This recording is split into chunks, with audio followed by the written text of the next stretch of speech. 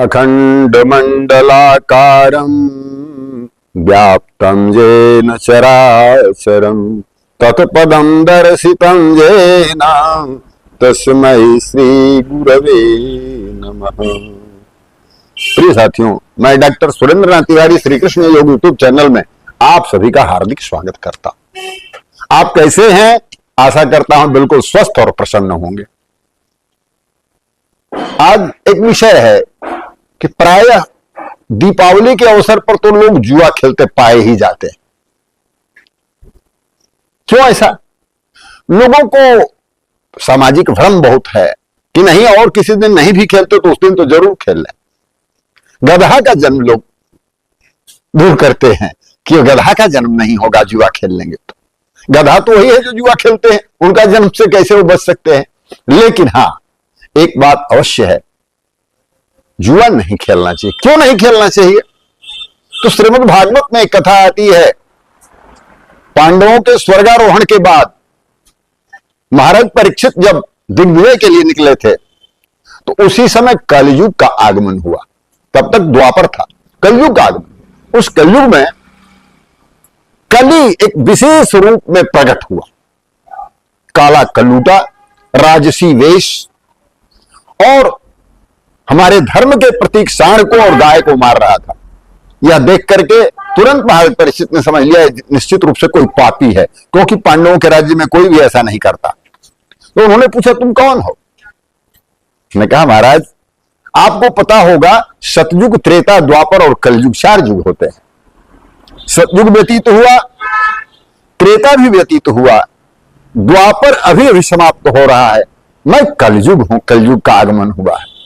तो निश्चित रूप से इसमें पाप तो बढ़ेगा, नियम है। लेकिन महाराज बहुत बड़ा फायदा है। कलयुग सम नहीं आन जुग, जो नर कर विश्वास, गाय राम गुण गण विमल, भवतर भी नहीं प्रयास। कलयुग का आना भी भगवान की इच्छा से ही है महाराज। तो आप मुझे मार करके क्या पाएंगे? आप समर्थ हैं, मुझे मार सकते हैं, लेकिन भगवान की आज्ञा से मैं आया हूं, इसलिए मुझे भी आपको रहने देना चाहिए। महाराज मुझे कहीं स्थान दीजिए। तो महाराज जानते थे कि हमारे राज्य में ये सब चीजें नहीं होती।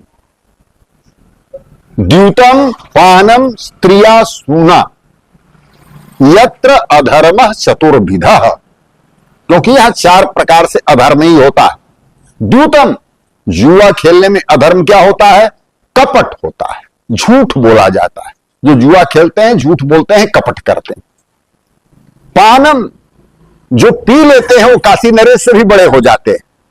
अहंकार इतना बढ़ जाता है कि महाराज काशी नरेश तो एकदम धर्म के मूर्तिमान स्वरूप थे, लेकिन वो अपने आप को काशी नरेश से कम नहीं समझते हैं, किसी राजा से कम नहीं समझते हैं पीने के बाद।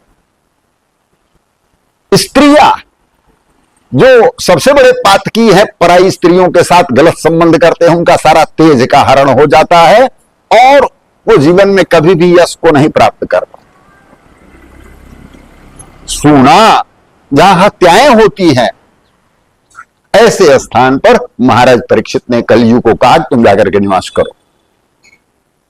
अब जुआ खेलने से क्या हानि है? पहली बात, अपने पैसे से आदमी जुआ खेलता है। हानि क्या है? हानि यह है कि जुआ खेलने वाला व्यक्ति जुआ खेलने के लिए चोरी करता है। पहले तो अपने घर से चोरी करता है, जो अपने घर से पूर्ति नहीं हो पाती तो पड़ोस में चोरी करता है, लेकिन करता अवश्य। इसलिए जुआ नहीं खेलना चाहिए।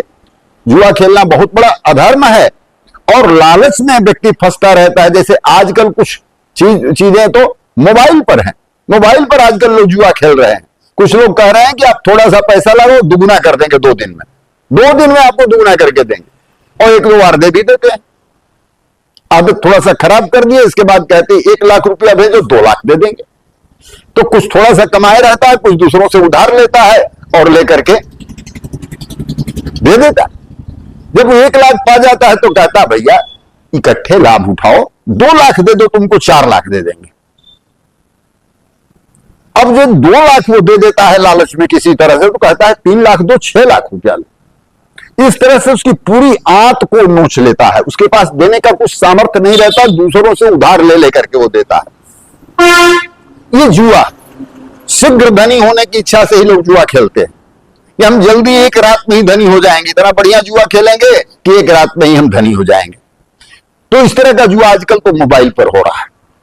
तो इसलिए कृपा करके हम कहेंगे कि जो लोग इस वीडियो को देखें अवश्य इस बात का ध्यान रखें, शीघ्र धनी होने की इच्छा बिल्कुल खराब है। और आप कभी भी ऐसा ना करें। जो आदमी आपको छलावा करता है कि हम आपको 2 दिन में दुगना करके दे देंगे, 1 दिन में दुगना करके दे देंगे, 1-2 बार देता है, उसके बाद आपकी आंत को नोच लेता है, आपका पूरा पैसा वो ले लेता है, आप उधार ले लेकर के उन्हें देते हैं। ऐसी बहुत सारी केसों को मैं जानता हूं।